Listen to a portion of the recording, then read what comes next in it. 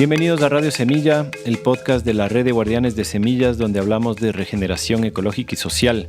Yo soy Felipe Álvarez. Hoy tengo unos invitados lindísimos, Brunella y Otmar, que son, me encantó cómo lo ponen en su página web, multiplicadores de prácticas agroecológicas. Ellos se dedican de lleno a la regeneración de un pedazo de tierra en Manabí. En realidad varios, porque se han dedicado a desarrollar algunos proyectos permaculturales en Manabí. Tienen una finca productiva en la cual aplican un diseño permacultural muy bien pensado. Con la producción de su finca desarrollan un montón de productos elaborados que venden en su tienda en Bahía de Caracas, en la tienda Con Vida. Ellos además son uno de los proyectos aliados de Radio Semilla para los suscriptores, los miembros que tienen acceso a un 15% de descuento en todos los productos propios de Tierra Belbaum y un 10% de descuento en asesorías permaculturales. Así que aprovechen esos descuentos a los miembros. Los que todavía no son miembros y quieren ayudarnos a mantener este proyecto, por favor entren a radiosemilla.com/apóyanos. Escojan ahí una pequeña, mediana o gran cantidad con la cual aportar mensualmente para que se sostenga este trabajo y para poder además seguir sumando más proyectos aliados que les ofrezcan a ustedes también beneficios que puedan ser interesantes. Las asesorías permaculturales funcionan online también, entonces están accesibles a personas en cualquier parte del mundo, pero para los compas de Manabí, ellos ofrecen ese servicio presencialmente en fincas en Manabí, así que además ahora se han aliado con otros compañeros guardianes de semillas de Manabí de la finca Pingüino y han lanzado un nuevo proyecto que se llama Regenética, enfocado justamente en esto, en el diseño permacultural. Van a encontrar en las notas del episodio los enlaces a Regenética y a Tierra Belbaum. Échenle un ojo. Síganos también a nosotros en redes, en nuestro canal de Telegram. Todos los links los encuentran en las notas del episodio. Gracias por escucharnos. Les mando un abrazo grande. Brunella, Belletini y Otmar, por favor, di tú tu apellido porque no quiero destrozarlo al pobre. Kerschbaumer. Ya, apellido alemán, diga. Apellido alemán, sí, de una zona, digamos, de los Alpes de Italia. Eres italiano de origen alemán, o sea, la parte de Italia que es media alemana. Correcto, justo al norte, en la frontera con Austria, hay una pequeña provincia que después de la Primera Guerra Mundial se ha dado a Italia, pero hasta ahora 70% de la población ahí está, digamos, hablando alemán, y 30% o 25% italiano y 5% ladino, que es una mezcla entre el francés, el alemán y el italiano. Ve, no tenía idea de esa zona de Italia, qué loco. Ajá. Y Brunella, en cambio, tú sí tienes apellido italiano, pero eres manaba. Manaba, sí, de nacimiento. Mi padre también, por la parte de mi padre, también sus hermanos son, digamos, manavitas, pero mi abuelo fue que emigró como después de la Primera Guerra Mundial.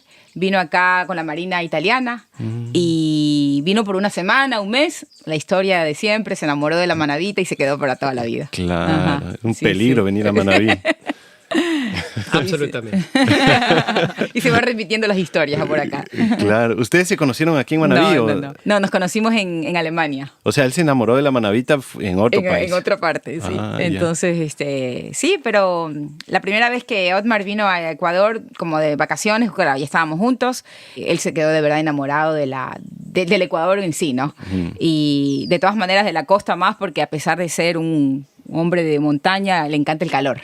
Entonces siempre tenía como en su corazón, tal vez en algún momento venir a Ecuador a vivir, pero bueno, los planes eran otros, ¿no? Era lo contrario. Yo me fui allá, estuvimos algunos años juntos viviendo allá y era como ya mi vida iba a ser allá, ¿no? Pero bueno, acá estamos. ¿Y qué hacías tú en Alemania? ¿Por qué te fuiste a Alemania? Estaba estudiando.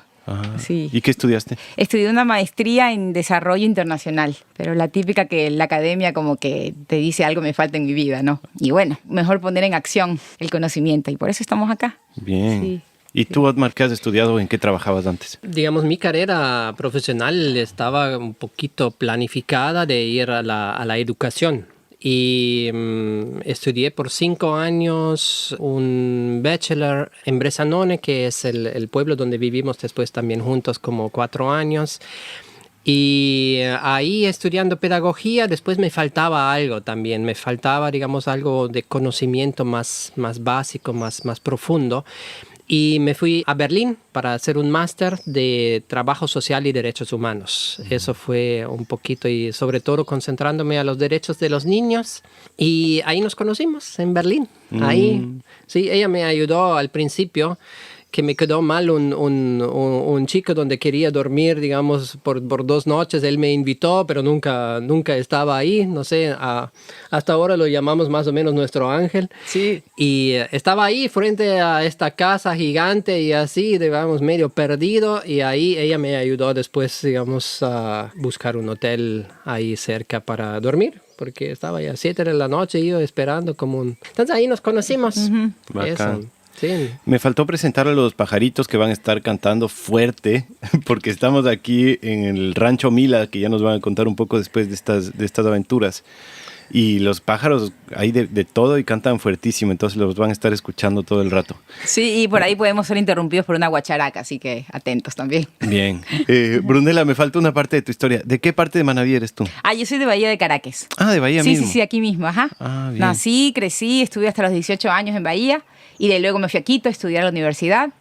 Y luego ya después, cuando me terminé la U, decidí ir a hacer la maestría a Alemania. Entonces ahí tuve ya más la experiencia en Europa y ahí pues bueno, también fue una influencia muy bonita estar en Europa porque ahí es cuando se empieza a aprender el chip del orgánico, ¿no? Del consumo orgánico. En Alemania ya había muchísimo. Te estoy hablando del año 2005-2006. Entonces eran como todos los mercados de comida orgánica y para mí era como un mundo totalmente desconocido. ¿De qué están hablando? Decía yo. Imagínate, en el 2006. Entonces sí fue como poco a poco, ¿no? Un conocimiento. O sea, por eso decimos siempre con Otmar que es todo un proceso, ¿no? O sea, cuando a veces hablamos con los consumidores de orgánico y cuando alguien está así como que me mira, como de qué me está hablando, tengo que acordarme de mi persona en el 2006. Entonces ahí viene un poco la empatía también, ¿no? Bien. Bueno, como les decía, estamos en Manabí, provincia que yo amo con todo mi corazón y que cualquiera que lo ha pisado lo ama con todo su corazón porque es una belleza. Estamos aquí cerca de San Vicente, cerquita de tu pueblo natal, pues, entonces ha sido Bahía. Y yo estoy de turismo con mi familia, aprovechamos para encontrarnos porque intentamos ya grabar pues una vez en Cotacachi y no lo logramos, pero mucho mejor grabar aquí en que ustedes están a sus anchas con sus diseños permaculturales a sus pies. Tenemos 2 como grandes temas que hablar y cada uno engloba como 100. Seguro que no vamos a alcanzar a hablar de todo, pero haremos lo mejor posible. Y el uno es justo eso, ¿no? El tema de la permacultura, el tema de su finca, Tierra Bellbaum, ¿no? Y de las otras fincas que han diseñado aquí en Manabí. Y el otro es el tema del comercio, porque también tienen una tienda en Bahía que se llama Convida, una tienda orgánica, agroecológica, libre de agrotóxicos. Y yo quisiera comenzar por el tema de la permacultura y de la finca. Cuéntenos un poco, tal vez comienzas tú, Brunella, ¿qué es Tierra Bellbaum? Ya, lindo. Gracias por la pregunta porque nos encanta hablar del nombre también. Bellbaum es una unión de nuestros 2 apellidos. Entonces yo soy Belletini y es Bell, ahí está la parte de Bell, que también Bell es bello, belleza. Y Baum es la palabra que en alemán significa árbol.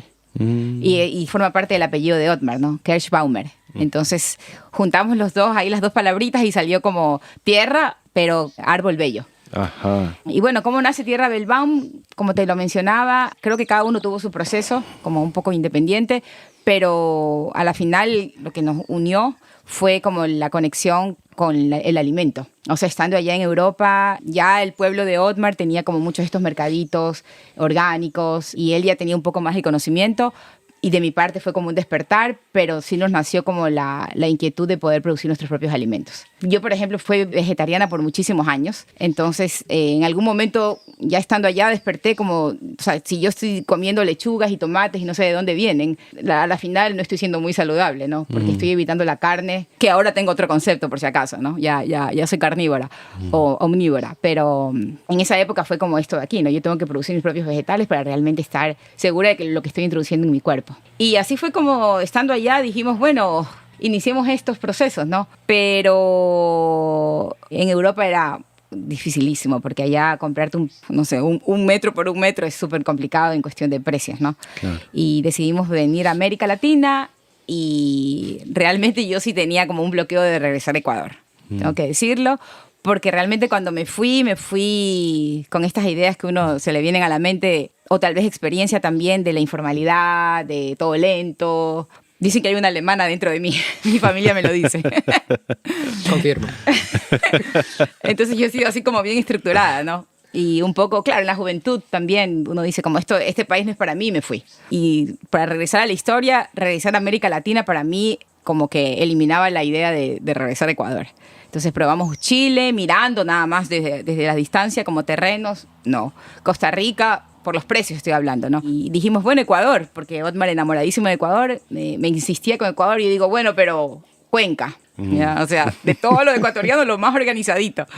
Y fuimos por allá así a averiguar terrenos, pero también se nos escapaba de nuestro presupuesto. Mi hermano menor tiene una finca donde nosotros compramos, pero fue justamente él la persona que nos dijo, mira, por donde yo estoy, que es en Junín, cerca de Puerto Viejo, la capital de Manabí, nos propuso este terreno y lo compramos también a la distancia, solo por fotografías.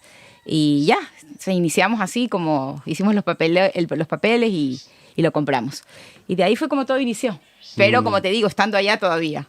Solo que ya habíamos leído mucho de permacultura, pero todo en libros y ya teníamos ganas de poner como manos en la tierra, ¿no?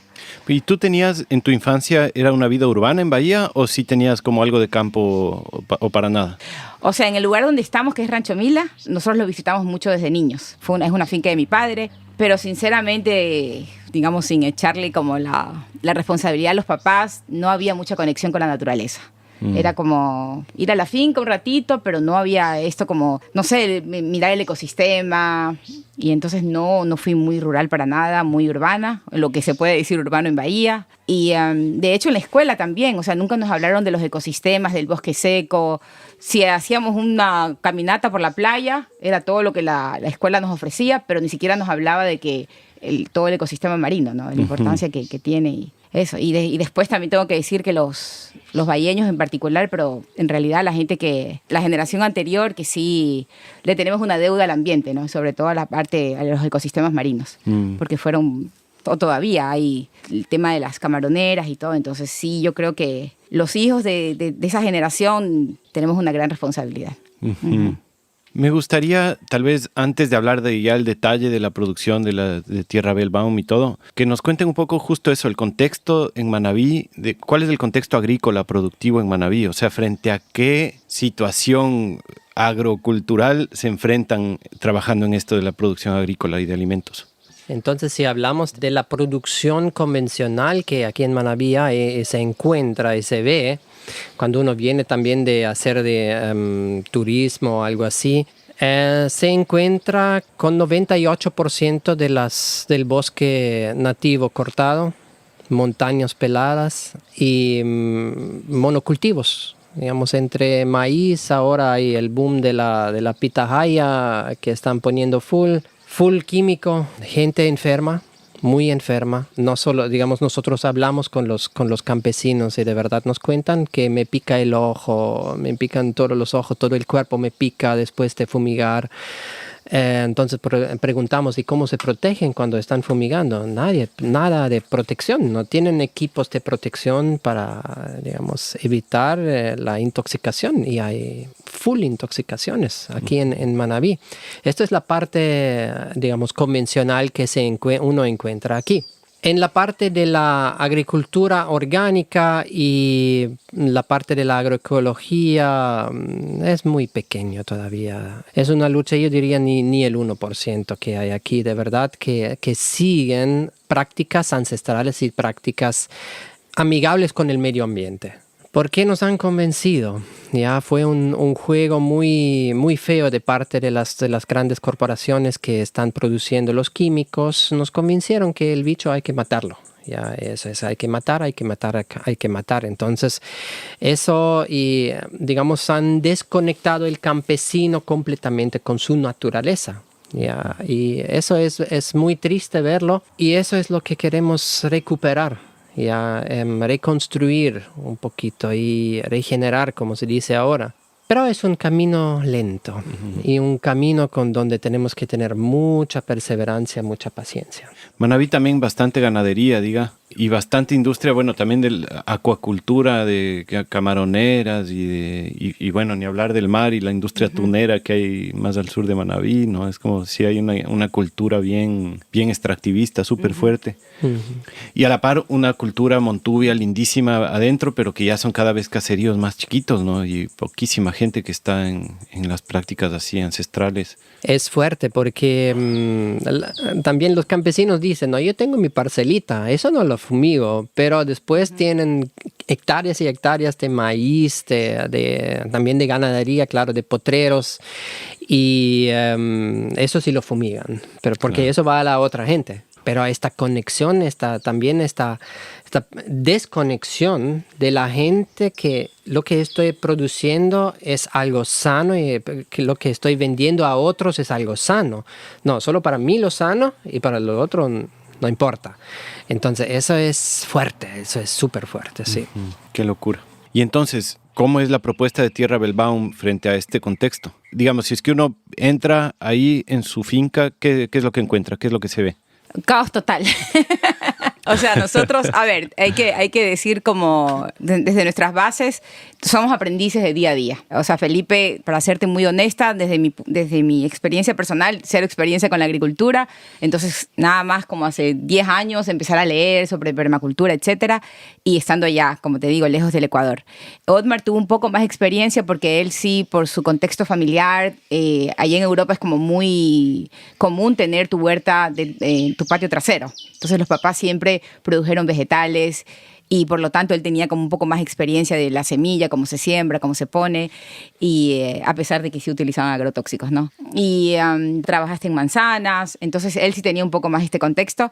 Y claro, cuando iniciamos Tierra Bellbaum fue como full inversión, full aprendizaje. Al día de hoy, claro, el conocimiento que hemos logrado acumular es bastante si lo comparamos con nosotros mismos hace 8 años.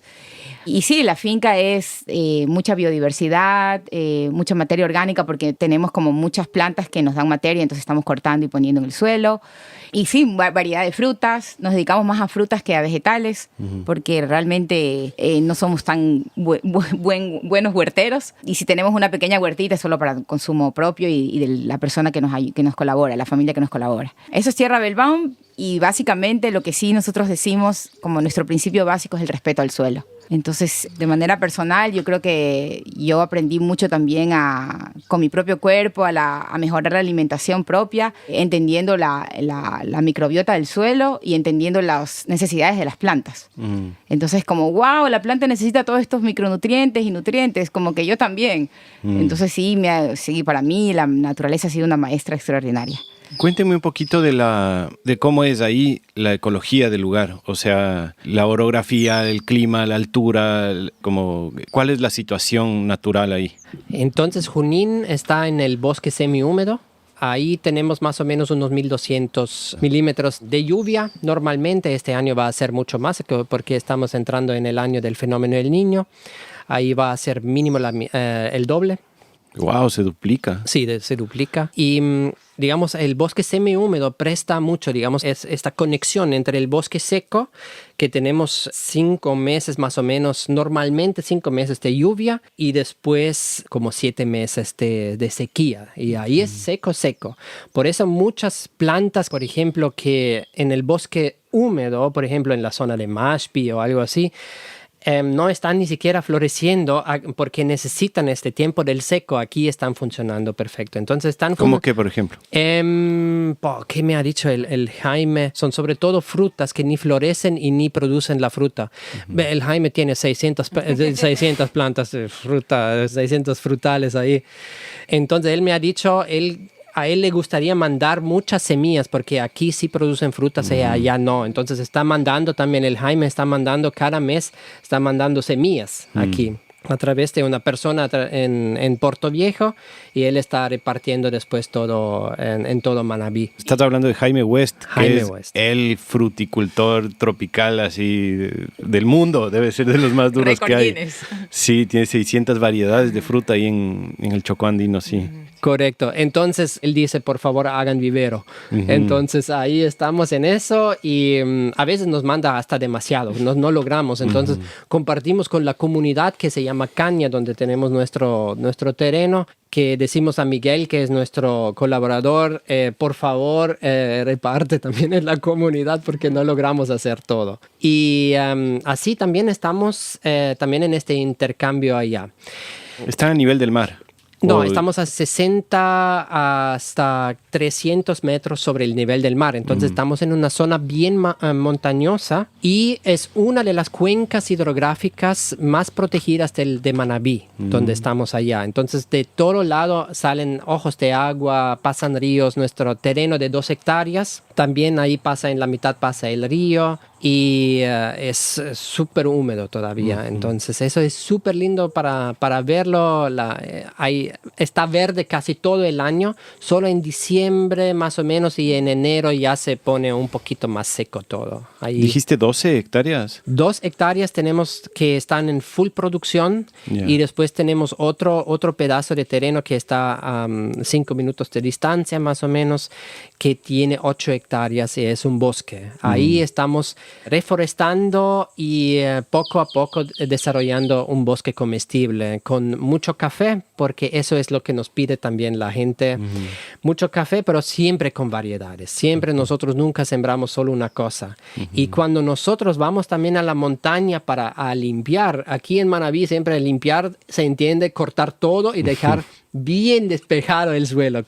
Nosotros lo que hacemos es elegir de todas las especies, no solo maderables, pero los que nos dan un beneficio ambiental y dejar estas especies. Por ejemplo, el guarumo, que es una especie que es comida para los monos, aulladores, pero no tiene un valor comercial, como se podría decir, pero lo dejamos porque atrae una biodiversidad también de animales. Y ahí nosotros limpiamos abajo, dejamos algunos árboles y después abajo de estos árboles y utilizando también esta sombra alta ya o media alta, estamos sembrando las otras especies que para nosotros sí son comerciales. Y es súper lindo.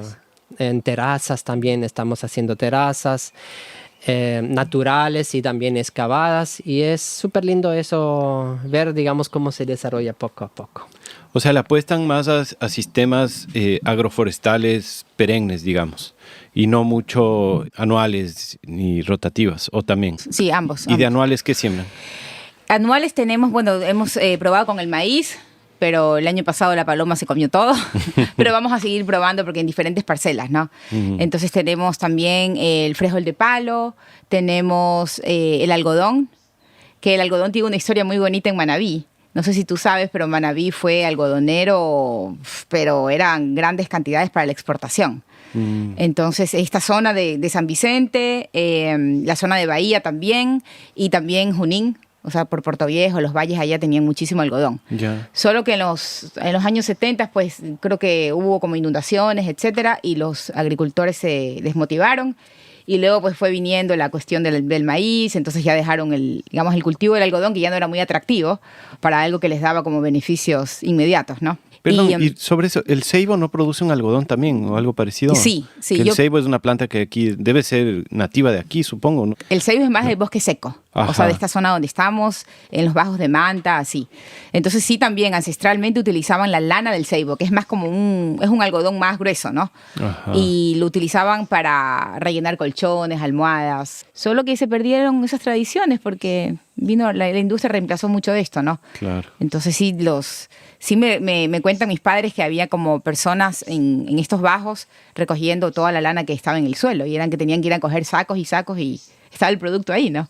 Al Juan Freire creo que le escuché alguna vez decir que estaba tratando de conseguir un colchón de lana de ceibo. Me pareció fascinante. Sí. Y por ahí también a uno de los guardianes, me parece que fue Felipe Segovia, bueno, no me acuerdo, que había conseguido uno y es como el colchón o un cojín. La verdad es que puede ser que estoy exagerando y era un cojín y no un colchón, pero como súper cómodo, porque la lana se presta para que le dé como algo como hasta ergonómico, ¿no? El memory foam ancestral. Sí, eso es. Marca Seibo. Sí. Entonces, regresando a lo del algodón, sí, es como una apuesta de nosotros para ir probando el cultivo. Tenemos algunas plantas sembradas para hacer una camiseta Siempre decimos, pero bueno, la idea es ir, digamos, viendo cómo nos va con el cultivo y también a lo mejor proponer a las personas de la comunidad, ¿no? Para regresar a que Manabí sea algodonero, pero ya de una manera responsable, ¿no? O sea, ir aprendiendo de los errores de nuestros ancestros. En este año nosotros estamos en la adaptación de la semilla del algodón, porque la cogimos aquí. Porque aquí en Rancho Mila justo tenemos unas 4 o 5 plantas sembradas, estaban floreciendo súper bien, pero los estuvimos después llevando a Junín. Entonces la planta está creciendo muy bien, pero todavía se tiene que adaptar a la zona. Entonces nosotros siempre, cuando nosotros llevamos de otras partes las semillas, la primera cosecha es la adaptación de la semilla. Entonces así nosotros ya en el próximo año vamos a tener una mejor cosecha. Eso nos pasa con el maíz, por ejemplo. Tenemos pocas semillas que vamos poco a poco adaptando a la zona de Junín, que es mucho más húmeda. ¿Ya? Entonces eso es siempre un proceso también. Son años y años que uno está adaptando para después tener también una buena producción que se puede después también vender. Ajá. ¿Animales? O sea, nosotros en la finca como animales domésticos que nos acompañen todavía no tenemos. Tuvimos una burrita, 2 burritas, ¿no? Pero lamentablemente fallecieron. Y claro, perritos sí tenemos. En la granja en sí o en la finca todavía no logramos poner lo que queremos poner, que son gallinas, al menos para nuestro abastecimiento de huevitos y así. Pero para nosotros la pensamos un poco al revés. Queremos primero asegurar que tenemos el círculo de la alimentación para las gallinas, para luego ya introducirlos, ¿no? Es como, pienso yo que como cuando uno va a ser papá, tiene que prepararse para ser padre, ¿no? Entonces sí queremos como darle ya ese sistema a las gallinas con alimentación que venga de la finca. Entonces en eso estamos probando con frijol de palo y también estamos probando con guardarlo, cómo nos quedan estos tachos herméticos para poder alimentarlas, ¿no? Eso. Pero después, como te dije, es porque en las montañas, o sea, uno va y de repente le salta una guatusa o así, animales de montaña, ¿no? Miguel, que es la persona que nos colabora y que está mucho más caminando en montaña, él sí ha visto tigrillos. ¿Qué más nos dijo el otro día? Armadillo. O sea, sí hay todavía animales de montaña. ¿Y monos aulladores también? También, sí. Incluso una familia de monos nos vino a visitar porque ellos primero mandan a un inspector, ¿no? Los monos. Entonces nos vino a visitar y como que poco a poco se van acercando, van, regresan, van. Y en eso estamos. Qué bacán. Sí, solo sí que en la zona, en los alrededores sí hay bastante caza. Entonces sí, nosotros hemos puesto carteles, prohibida la caza y ese tipo de cosas, pero por eso estamos como también haciendo guardias. O sea, parte del salario de nuestro colaborador en las tardes es hacer guardia para que los cazadores no estén ingresando a nuestro terreno, ¿no? Y ellos, como Miguel es de la zona, entonces él tiene como esta manera de llegar más a las personas locales. Y entonces les explica y así es un proceso. ¿Y él está convencido también? ¿Él no caza? No, él no caza. Ya.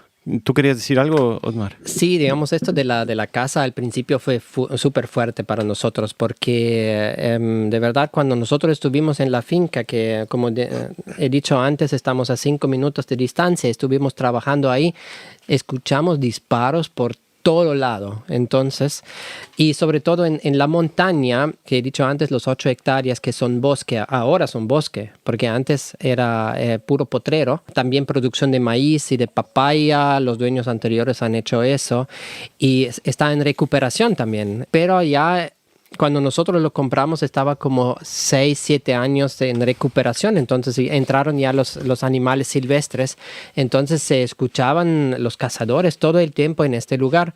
Entonces, como Brunella ha dicho, hemos puesto los carteles, pero no servía al principio. Entonces, imagínense, nosotros tenemos que pagar como 1 hora al día al trabajador que vaya a controlar, a hacer sus vueltas, y solo eso ayudó. Eso sí ayudó al final. Ya no entra nadie, ya respetan también esta vida silvestre. La única cosa que tenemos ahora un poquito el problema son perros cazadores. Quiere decir que los perros entran y ellos sí comen armadillos y la guatusa y así. Entonces eso sí es un poquito un problema y ahí nosotros estamos ahora en este dilema, ¿no? ¿Qué hacemos? Porque una solución que yo leí que tenían en Europa con los perros cazadores es tenías que cazarlos.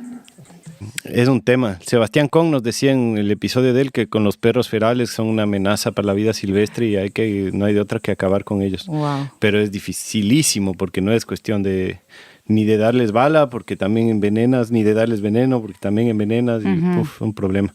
Con los humanos para mí es un tema re delicado porque yo sí soy un defensor de la cacería, de que no se debería perder una cultura sana de cacería, pero que vaya acompañada de conservación de un ecosistema para que esa cacería pueda ser permanente y sostenible, ¿no? Pero si es que deforestas y además cazas, acabas con todo. Correcto, así es. Sí, absolutamente. Yo quiero también cazar en el futuro, pero antes hay que recuperar la vida silvestre. Si no hay recuperación, no hay la cantidad para después tener también la posibilidad de cazar. Entonces es un trabajo. Entonces si hablamos en 10 años, puede ser que ya soy cazador. Claro, pero también es súper importante que esa cultura de cacería campesina, la que viene desde hace miles de años, no se pierda porque los conocimientos para poder cazar no son solo cuestión de encontrarle al animal, sino que hay que saber sus ciclos de reproducción, hay que saber a cuál puedes cazar y a cuál no, hay que saber sus momentos del año, y los campesinos saben eso todavía. Correcto. Es esta conexión profunda con el ecosistema del que eres parte. Exacto. O sea, y como tú dices, los momentos del año en los que se debe cazar. Como también un poco funciona en la vida marina, ¿no? Cuando hay veda de ciertos crustáceos. Entonces ahí también los seres humanos estamos un poco más conectados con eso, ¿no? La concha, el cangrejo. Claro. Obviamente respetando esos tiempos de veda, ¿no? Sí. Se necesita mucha sabiduría para no perderlo y a la vez no permitir que la falta de cultura de cacería destruya todo. Correcto. O sea, es un tema súper delicado que sí creo que sería bueno explorar más a fondo así. Ya lo voy a pensar aquí más de entrevistarle para hablar de cacería a fondo, porque me parece súper, súper bonito el tema. Súper importante también. Importantísimo. Ajá. Y yo he visto un poco en sus publicaciones que los diseños permaculturales que hacen son preciosos, así, unos detalles, unos mapas. ¿Ustedes estudiaron diseño de permacultura? ¿Cómo ha sido ese proceso de pasar del diseño a la práctica de la finca? Y cómo ha sido como también la parte sucesional, desde el diseño hacia encontrarte una finca vacía y comenzar a instalar los sistemas y qué sistema instalar primero y cómo proyectarse a largo plazo, así como... Eso me gustaría que me hablen un poco del diseño de permacultura. Yo creo que esta respuesta está más adapto Otmar a darla, pero tengo que ponerle aquí, darle la publicidad merecida. O sea, Otmar tiene una habilidad innata, y lo tengo que decir porque si no, no lo dice él, con el dibujo. O sea, es impresionante lo creativo que es y cómo puede plasmarlo con sus manos. Entonces yo creo que eso es un talento que él lo está aprovechando en los diseños permaculturales. Claro, los dos iniciamos estudiando la permacultura con las zonas, hicimos el curso también en Río Muchacho cuando recién llegamos a Ecuador y eso nos ayudó full. La verdad, Nicola y Darío fueron muy buenos maestros, entonces sí nos ayudaron como a tener una idea de cómo se diseña la finca. A la final el diseño que hicimos en papel es totalmente distinto al que tenemos ahora en la finca, pero sí sigue un diseño permacultural porque se adaptó también, digamos, al ecosistema y a la situación de Junín, que es diferente al bosque seco acá donde estamos, ¿no? Y Río Muchacho está un poco también cerca de esta zona. Pero lo dejo al artista permacultor que exprese, porque sí estamos haciendo también servicios, estamos asesorando ciertos proyectos con diseños permaculturales y habría la oportunidad de que, por ejemplo, Otmar se haga un poquito más tecnológico y que haga los diseños en computadora. Pero él no quiere dejar esa parte manual. Entonces sí le toma hartísimo tiempo diseñar porque él dibuja la mínima florcita y la plantita y aquí, y lo podría hacer en un minuto en la computadora, ¿no? Pero él realmente se introduce mucho en los diseños y se conecta con los proyectos. Qué bacán. Entonces te dejo un poquito que cuentes más porque tenía que contarlo. Solo para la gente que ahorita mencionaste Río Muchacho, que el episodio 69 de Radio Semilla es con Darío Proaño, por si quieren meterse más a entender esto de qué es Río Muchacho. Continúe, por favor, maestro dibujante y permacultor. Digamos, sí, nos ayudó mucho el estudio en Río Muchacho y también ver cómo ellos han cambiado un espacio bastante vacío en un espacio con tanta biodiversidad que hay ahí en Río Muchacho. Y estamos muy agradecidos de verdad con Darío y con Nicola con eso, porque han puesto su huella ahí en Río Muchacho, que es una zona aquí en el norte de Manabí. Después no tenía mucha confianza en mí los primeros 6-7 años. Hemos hecho muchos errores también aquí en nuestro terreno, que todavía estamos pagando un poquito por estos errores. Esto voy a explicar un poquito más adelante. Pero también aquí, por ejemplo, en Rancho Mila, hemos hecho también errores también de base, de cómo colocar, digamos, también los elementos, pero la naturaleza es muy generosa con estos errores cuando uno, digamos, tiene en el corazón que quiere hacer algo bueno. Entonces te responde también en una manera no tan drástica cuando haces un error. Entonces, y son pequeños pasos que uno hace, entonces si haces un error, entonces puedes también recuperarlo y regenerarlo otra vez. Entonces son experiencias, son muchos errores que hemos hecho, muchas cosas buenas que hemos hecho, y eso nos ayuda y me ayudó a tener después la confianza de empezar con este diseño y de recordarme que tenía esto innato en mí también, del dibujo de espacios, y empieza siempre con la observación.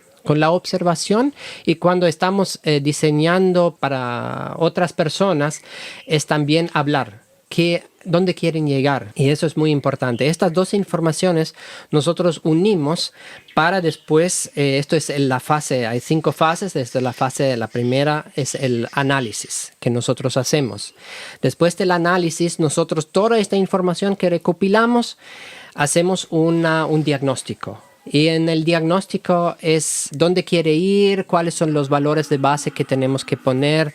La permacultura ahí te guía de verdad en una manera, de verdad te lleva a la mano. Eso es lindísimo. Con la ética de la permacultura, que es el respeto por la naturaleza, el respeto por el humano, el compartir. Ahí te guía. Entonces todo eso hacemos un diagnóstico, y a base de este diagnóstico hacemos un prediseño. Entonces es un dibujo de verdad pequeñito que nosotros presentamos después a los dueños, y ahí ellos pueden decidir, este elemento no me gusta tanto, podríamos cambiarlo en alguna manera, esta dirección no me gusta. Entonces ahí nosotros vamos en discusiones, en conversaciones también con ellos, y a base de ahí, de este momento, cuando está terminado el diagnóstico, ahí sí entra en planificación, la tercera fase. Y la planificación es el diseño de todos los diseños permaculturales, siempre empezando por el sistema hídrico. Eso es la parte más importante, sobre todo aquí que estamos en el bosque seco. Ya, la parte hídrica es fundamental. Tienes que mantener lo más agua posible en un terreno. En Junín ya es un poquito diferente. Ahí tienes que diseñar un sistema de drenaje también. Correcto, de evacuación de aguas, pero también de mantener el agua adentro. Entonces es un poquito combinado. Eso, entonces cuando está terminada la planificación y todos los diseños, nosotros entregamos a los interesados, entregamos los diseños y un reporte. Y el reporte es largo. Es un reporte que diseña también un camino por los próximos 8 años. Ahí hago un pequeño paréntesis. Cuando los clientes vienen donde nosotros, empezamos nosotros con una linda pregunta. Tienen 8 años de paciencia.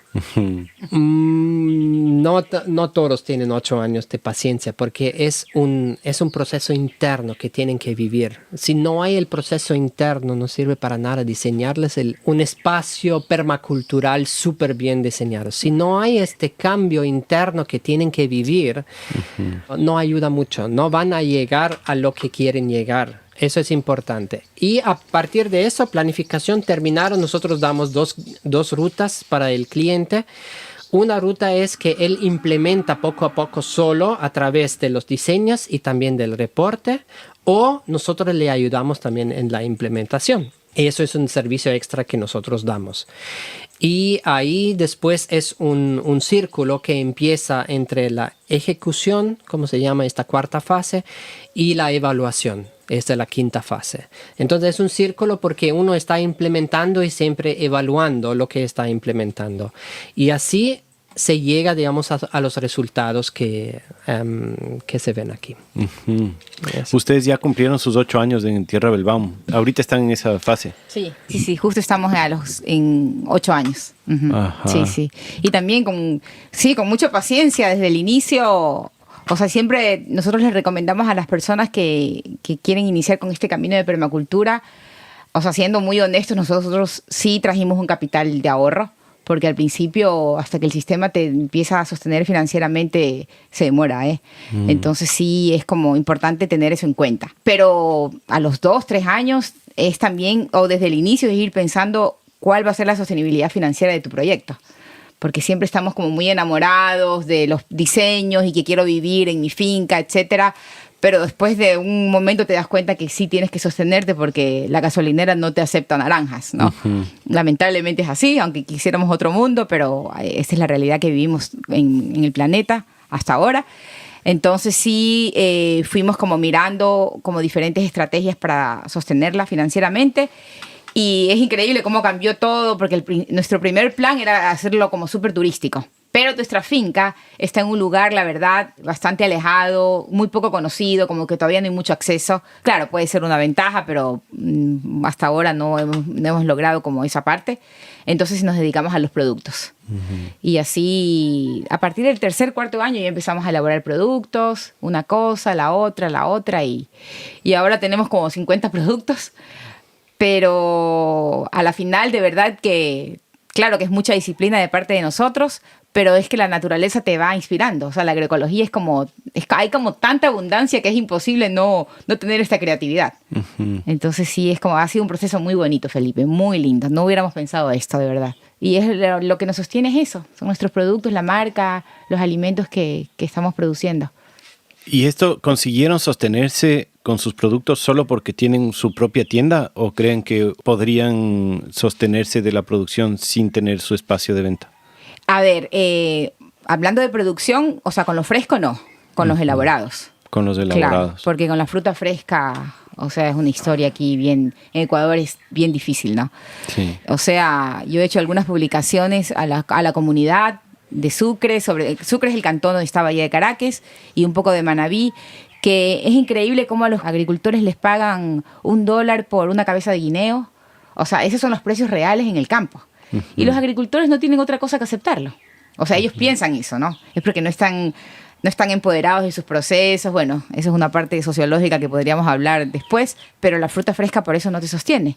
Las naranjas, o sea, te pueden dar 100 naranjas y te pagan $2. Y después de todo, o sea, nuestra misión es como también a la persona urbana que está todavía alejado de esas realidades rurales, que un poco entiendan también el riesgo al que se pone el agricultor al cosechar naranja, al cosechar aguacate, porque se suben en los árboles. Entonces sí es un proceso, digamos, también riesgoso para su salud o para su vida. Y después las personas en la parte urbana no llegamos a valorar todo ese trabajo que hay detrás, ¿no?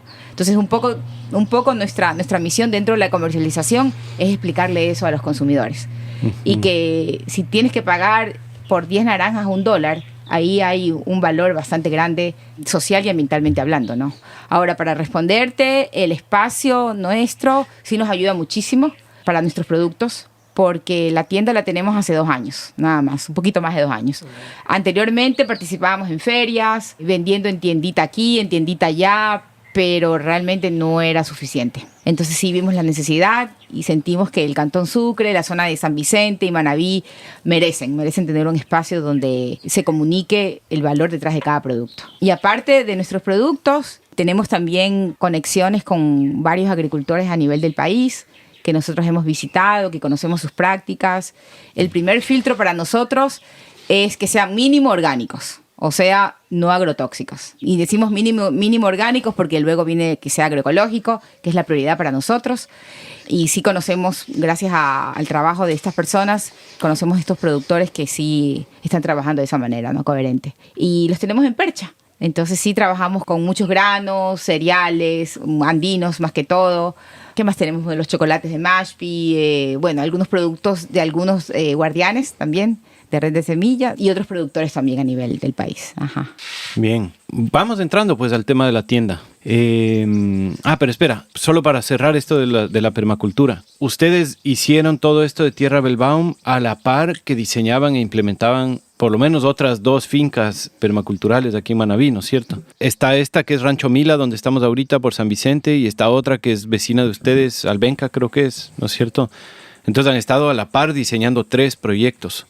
Sí, en total, digamos, en los primeros 7 años fueron 4 proyectos en total. Es Rancho Mila, que fue el más grande, y aquí nosotros trabajamos también por 4 días a la semana, estuvimos aquí porque era bastante trabajo. Fue la reconstrucción de una casa que ahora es un agroturismo para 15 personas. Toda la alimentación, y eso fue el trabajo bastante grande, toda la alimentación aquí de las vacas, que hay más o menos, cuando nosotros llegamos había como 70 animales en total, ahora hay todavía como 55, 60, y...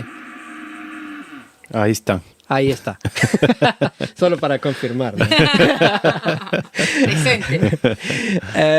Y fue cerrar el círculo, digamos el círculo de la vaca, como nosotros lo llamamos, y de tener toda la alimentación producida internamente. Y eso lo logramos nosotros con más o menos aquí 50 hectáreas de potrero. Cuando se habla de 50 hectáreas en otros lugares es más o menos 1 hectárea por animal que se necesita durante el año. Aquí en el bosque seco son 4 hectáreas por animal que se necesita. Entonces con 50 y 70 animales algo no cuadra, ¿no? Entonces teníamos que inventarnos nosotros una cadena de alimentación. Eso fue el diseño permacultural aquí, de cómo diseñar también los campos, donde poner campos de ciclo corto, perenne, y eso fue, nosotros buscamos los campos, hemos hecho más o menos 4 hectáreas, se producen al año de maíz, y esto se ensila, se hace un ensilaje que justo aquí atrás del galpón que vemos desde aquí, está en un hueco de tierra con plástico y cubierto después otra vez con tierra,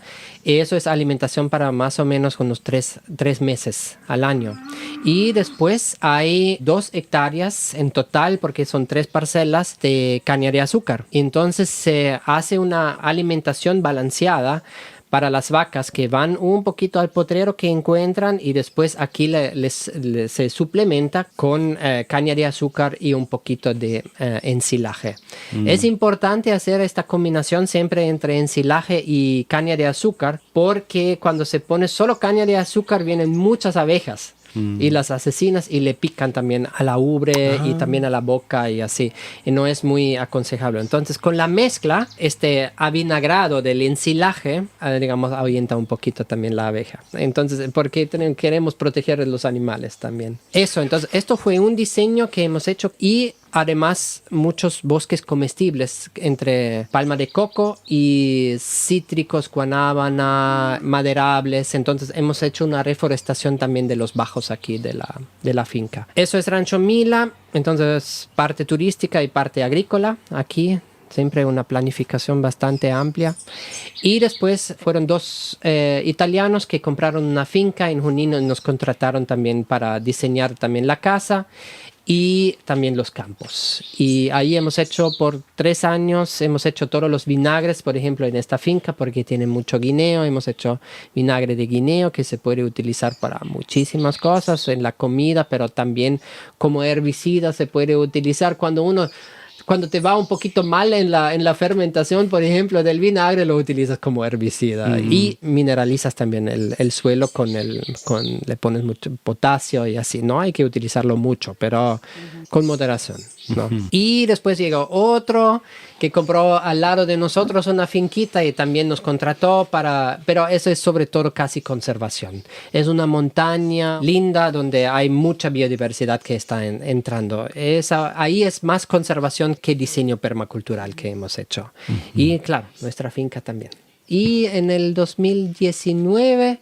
ahí llegaron después clientes de afuera que nos contrataron, pero ahí nosotros nos lanzamos también al mundo, digamos, con los diseños permaculturales, y ahí llegaron proyectos en Puerto Cayo, por ejemplo, que es mucho más al sur aquí, de diseñar una escuelita. en la zona del Jurón, una escuela con sus bosques comestibles alrededor. Y después un proyecto grande aquí en Bahía de Caracas de una montaña que está directamente conectada con el mar, porque tenían muchos problemas de erosión y teníamos que diseñarlo en manera que para evitar la erosión, con todos los errores que ellos han hecho en las excavaciones en las montañas.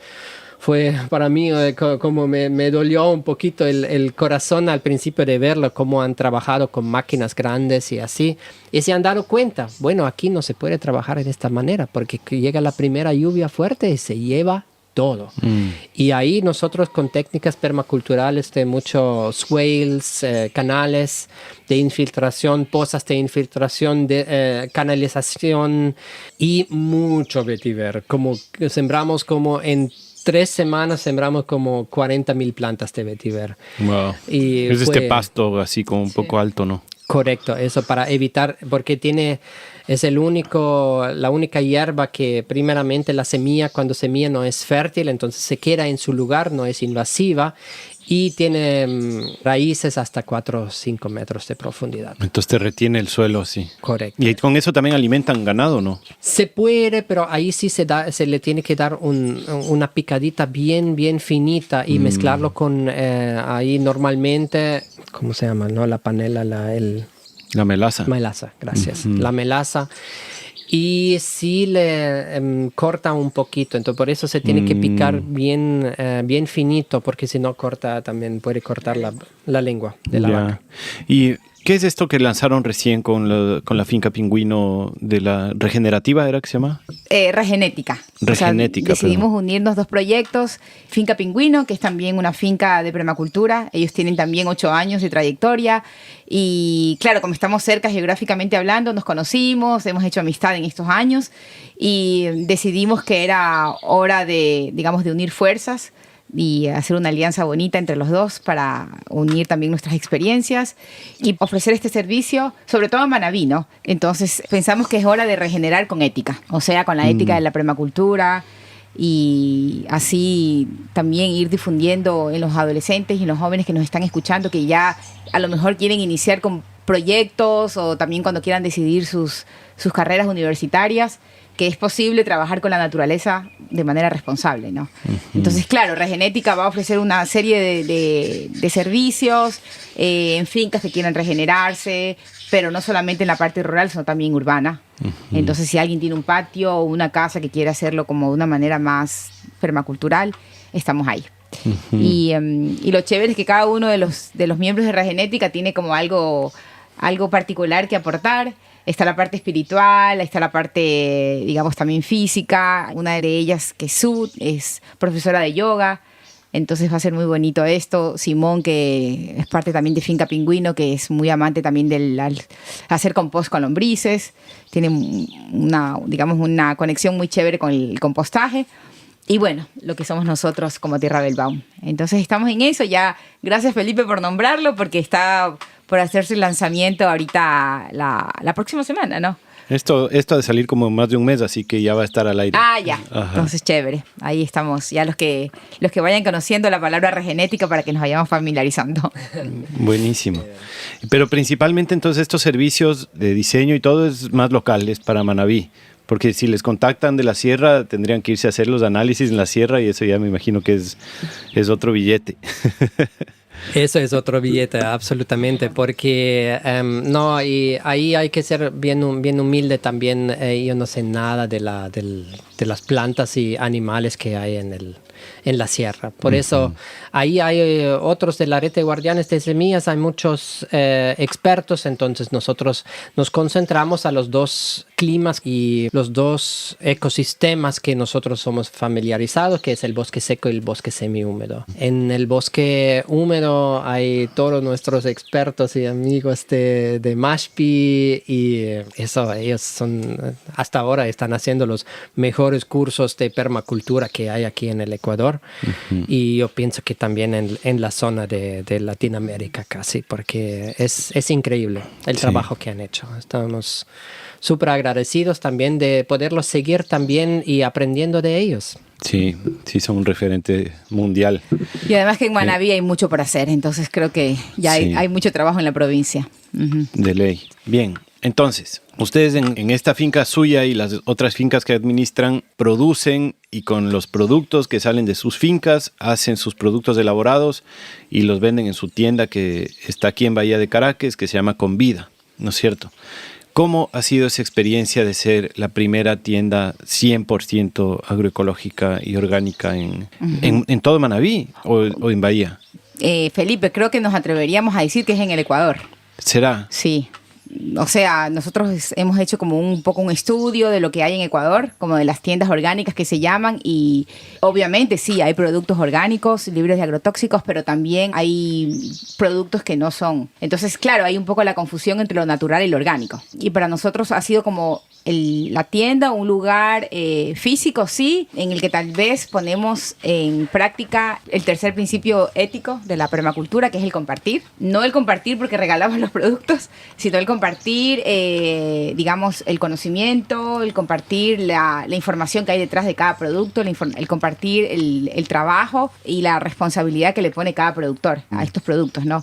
Y también el compartir con el consumidor, este despertar de que si no invertimos en nuestra salud con alimentos libres de agrotóxicos, nos estamos enfermando. Entonces, puede ser que el alimento que está trabajado de manera libre de agrotóxicos y de manera, digamos, quiero decir, muy consciente, tiene un valor más alto, financieramente hablando, el dólar, digamos, cuesta un poquito más, pero los beneficios ambientales y sociales son de verdad invaluables, incalculables. Claro, el costo del producto ya se hace cargo de los efectos secundarios, correcto, que es lo que no pasa con los productos de la agroindustria, correcto, que básicamente vendes a un precio subvencionado por la naturaleza de las próximas generaciones, qué sé yo, la biodiversidad. Entonces siempre les decimos a los clientes como, a ver, pongámonos a pensar el costo ambiental que tiene digamos, no sé, me voy a inventar, si compra la avena por $1, si está comprándola aquí a $1.50, ¿cuál es el costo ambiental de la avena que usted está comprando por $1, no? Uh-huh. Entonces sí, es interesante cuando los clientes van a hacer una pregunta de cómo tiene avena y se quedan 15 minutos. Uh-huh. Porque está la charla ahí, ¿no? Claro. Por suerte estamos en una ciudad pequeña donde la gente está un poco más relajada todavía, entonces tiene el tiempo. Ha sido de verdad que nos ha encantado la experiencia, es un espacio súper importante de información. Y bueno, yo como estoy un poquito más involucrada en los temas estos de salud, digamos, también física, integral, entonces sí me encanta estudiar un poco lo que es el beneficio de los fermentos, de tu microbiota, porque un alimento te podría ayudar contra la depresión y todo, porque tiene ciertos minerales. Entonces es lindo el proceso que también estoy yo viviendo para compartirlo con las personas. Eso, y también darle la oportunidad, como decimos, a los productores de otras partes del país que tengan un lugar de comercialización, ¿no? Entonces en eso estamos. Aclaremos tal vez un poco los términos, porque, o sea, ¿qué significa orgánico? ¿Qué significa natural? ¿Qué significa agroecológico? Porque, por ejemplo, orgánico no significa necesariamente libre de agrotóxicos. Antes de responder a eso, quiero decir también algo, porque Brunella en los últimos 2 años que abrimos la tienda, cuando antes teníamos como 3, 4 productos elaborados, ahora tenemos 50, entonces es una explosión de creatividad que ha tenido también en la casa, donde cada día más o menos me presenta un nuevo producto. 90% bueno, los 10% después digo, no, eso no podemos dar a los clientes. Pero ahí está el aprendizaje. Pero eso es muy importante decirlo y yo estoy súper contento y cuando yo veo todos estos productos que tenemos en la tienda también de parte de Tierra Belbaum, después hay todos los otros productores, pero es increíble, está creciendo cada semana, aumenta un producto, es una creatividad increíble. Y ahí empezamos, correcto, ahora la pregunta de los términos, orgánico para nosotros es el primer criterio que tiene que para entrar a la tienda. Pero para nosotros es una transición nomás, ¿ya? Esto tiene que ser un sistema de transición. ¿ya? No la transición que hablan las certificadoras internacionales que dicen hoy día dejas los tóxicos y después tienes 3 años de transición. No, para nosotros, estos 3 años de transición ya el productor tiene que haber hecho para después llamar a su producto orgánico. Y ahí para nosotros empieza la transición hacia la agroecología. Entonces tiene que dejar por completo, porque también las lindas certificadoras internacionales están cerrando ojos por todo lado. Eso no es la solución en el mundo. Y estamos llenos de monocultivos orgánicos todavía en el Ecuador. El banano. Nosotros hablamos con personas que son contratadas de las certificadoras, que son los veedores que vienen a la finca y así, nos han dicho, cerramos ojos por todo lado en estos monocultivos. Le decimos una semana antes que venimos la próxima semana, entonces dejan de utilizar los químicos para que las pruebas que nosotros vamos a hacer salgan negativas. Uh-huh. ¿Ya? Entonces, de verdad es un mundo bien, bien mentiroso. Entonces, pero de todas formas es un primer filtro que nosotros, al menos es algo, ya que la persona ha ya hecho el esfuerzo de tener una certificación orgánica. Entonces, en todo esto hay muchas personas honestas que lo hacen porque lo tienen en el corazón, ¿ya? Lo orgánico. Uh-huh. Ellos quieren sacar todos los químicos de la producción. Y la solución para ellos fue la certificación orgánica. Uh-huh. Entonces, es un primer paso, es un primer filtro para nosotros. No es lo ideal. Pero nada. El filtro no es el sello orgánico, sino el hecho de que ustedes conozcan y confíen en que no es solo el sello orgánico, sino que en verdad no están poniendo los químicos. Correctísimo. Porque el sello orgánico no solo que cierra los ojos, sino que permite muchos químicos. O sea, y permite, como dices, monocultivo. Yo tenía un pana que tenía 300 hectáreas de palma aceitera en Santo Domingo. Y un día dijo, si me certifico orgánico voy a ganar más plata. No cambió en nada sus prácticas, no reemplazó nada por otros cultivos, no comenzó a investigar en fertilizantes naturales, nada. Lo único que hizo fue ver cuál es la lista de lo que piden los certificadores orgánicos y conseguir cumplir, digamos, con los vistos que le pedían. Pero esos vistos, digamos, tal vez era dejar de usar un químico por usar otro, ¿no? Uno que tenía tapa roja por uno que tenía tapa verde. Pero hasta ahí, o sea, eso es lo máximo que llegó a hacer. No es que cambió de conciencia, no es que cambió nada. Dijo, mejor precio, a ver el checklist, ya, voy a tratar de cambiar este producto por este otro, listo, ¿cacha? Entonces, tenía un sello orgánico que para mí no significa nada. Y las bananeras, hay banano orgánico que son monocultivos de cientos de hectáreas de banano, ¿no? Absolutamente. Por eso el cambio empieza aquí adentro en el corazón de la persona que es el productor mismo. Entonces, eso es la primera cosa que tiene que empezar. Cómo nosotros en la tienda, en Convida, lindo, los pajaritos que nos están cantando. Ellos también quieren hablar. Sí. ¿Cuál es para nosotros la solución en la tienda? Hemos encontrado una solución que es que la gente nos tiene que firmar documentos que no están poniendo nada de agrotóxicos. ¿Ya? Y nosotros mandamos estos documentos y cuando ahí, eso es lindo, cuando ahí nosotros mandamos eso, no todos los firman. Quiere decir que no todos entran a la tienda. Entonces, eso es nuestro filtro que nosotros hemos puesto, porque la gente puede hablar muchas cosas, y habla muchas cosas, ¿ya? Pero cuando se trata, y dicen, no sé, mi jabón es orgánico, ¿ya? Por ejemplo. Entonces, dicen, mi jabón es orgánico, claro, y nosotros hablamos después mensaje de WhatsApp y bueno, nos puede decir los ingredientes y cuáles son de origen orgánico y así. Todo es orgánico. Después, perfecto, muchas gracias. Entonces le vamos a mandar el documento donde usted nos especifica todos los productos que usted está utilizando como insumos.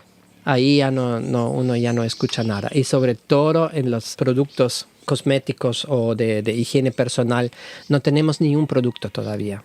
¿Ya? Porque todos dicen, o muchos dicen que somos orgánicos, al final se caen. Sobre todo en la glicerina.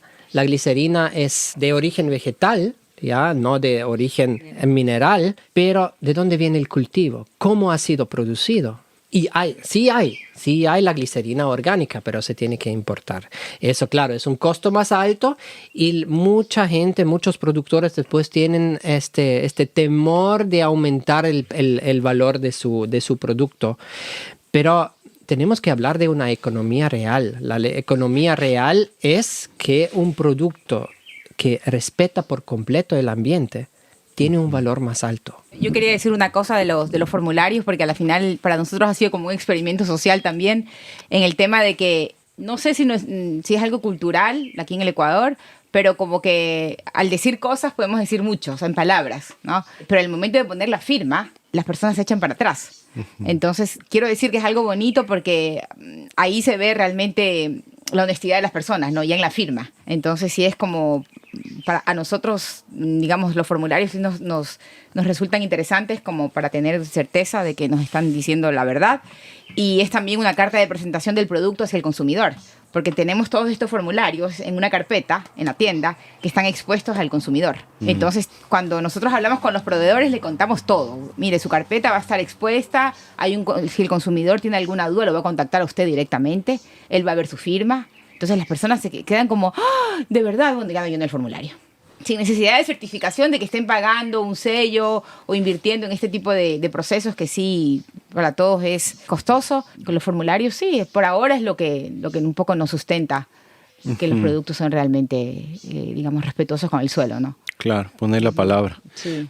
Y eso que ni ahí creo que uno puede tener del todo certeza, porque lo que estoy pensando es no necesariamente porque haya una falta de ética o porque alguien está mintiendo, sino porque también es súper difícil saber que todo el proceso ha sido orgánico, porque aunque tú importes glicerina orgánica de otro país, mucho más difícil que el exportador de glicerina orgánica, que ya si exporta quiere decir que ya es una cosa más industrial, más grande, te vaya a llenar un formulario de decir sí, nosotros claro, en verdad no pusimos ningún químico, qué sé yo. Entonces que tenga el sello orgánico igual no significa nada. Y por otro lado, si son productos orgánicos que no fueron fumigados con agrotóxicos, la mayoría igual pone gallinaza, y la gallinaza casi siempre es de origen industrial. Uh-huh. Y puede ser perfectamente orgánico tu huerto, pero estás metiendo igual un producto industrial que también va a tener un montón de antibióticos y que nomás se quedará en la gallinaza de todo lo que les dieron, ¿no? Uh-huh. De las hormonas y toda la nota. Entonces, a esto voy no para decir como tenemos que radicalizarnos más, sino para decir que tal vez hay un matiz pero tan gigante y tan complejo, y estas cadenas son tan largas y estamos en una civilización tan interconectada que parece imposible tener certeza total de que todos los componentes de todos los productos tengan un origen así, en verdad, natural, orgánico, ¿no? Sí, sí, claro. O sea, es como es una tarea titánica, pero digamos es como nuestro granito de poner este nivel de conciencia también en el consumidor.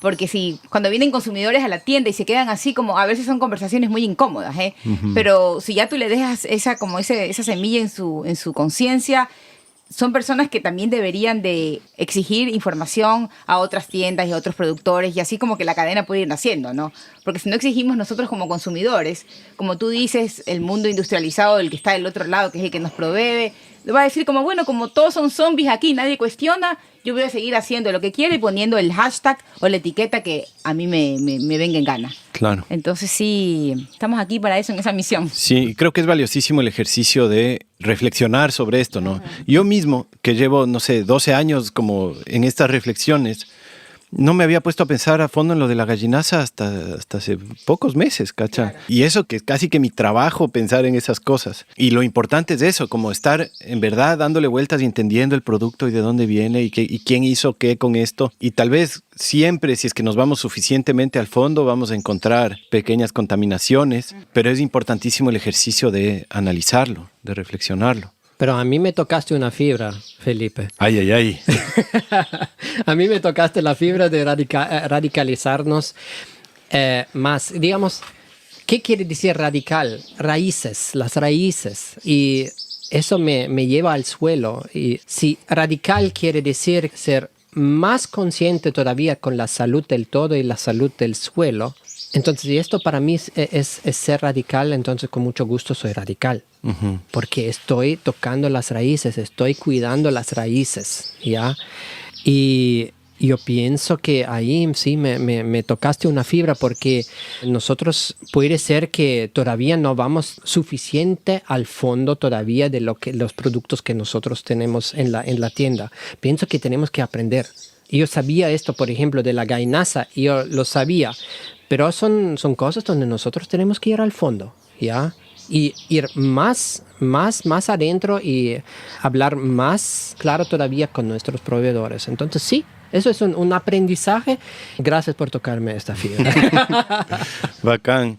Pero igual, no sé si sea tal vez pesimismo de mi parte, pero siento que las incoherencias son inevitables y creo que es imposible llegar a la limpieza, entre comillas, total de la producción de todo, porque también esto, ¿no?, de la alimentación es una rama gigante, súper compleja, súper interconectada y súper global, pero es una y hay muchas otras y todas también dependen unas de otras. Entonces, la una es la producción, pero la otra es la energía que se usa alrededor de la producción, del transporte, la ropa, la educación, la salud, como que son miles de ramas, todas igual de importantes.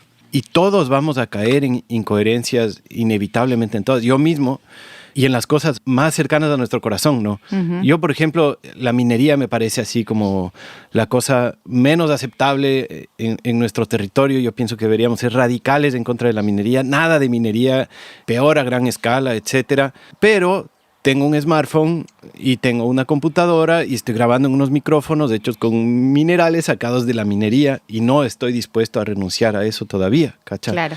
Y entonces si me fuera al fondo dijera, ok, sí, tal vez sí puedo ser un campesino que no tiene teléfono y no tiene computadora y no graba podcasts, pero no lo hago. Entonces para mí eso es una incoherencia de mi parte, pero que apechugo con esa incoherencia y sigo adelante usando mi smartphone y mis micrófonos, ¿cachai? Así es. Yo creo que todos somos incoherentes en algunos de los aspectos de nuestra vida.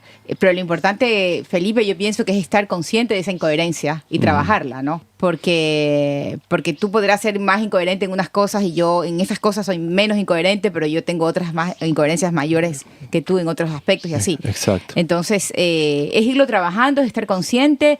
Yo pienso que en algo que digamos, el factor común de los humanos es que todos comemos. Entonces, que por lo menos en ese acto, que es un acto político súper importante, que lo hacemos 2 o 3 veces al día, estemos lo más conscientes posibles. Entonces, ir a lugares donde tú sabes que el productor está haciendo el mayor esfuerzo posible, ya, por no depender de las casas de agrotóxicos. Como tú dices, sí, las fuentes de agua están contaminadas, el aire, entonces, al final el alimento que yo me estoy comiendo no es que está 100% como lo define la Biblia en la creación, de la pureza, pero al menos estoy dándole valor a ese esfuerzo de ese productor, ¿no?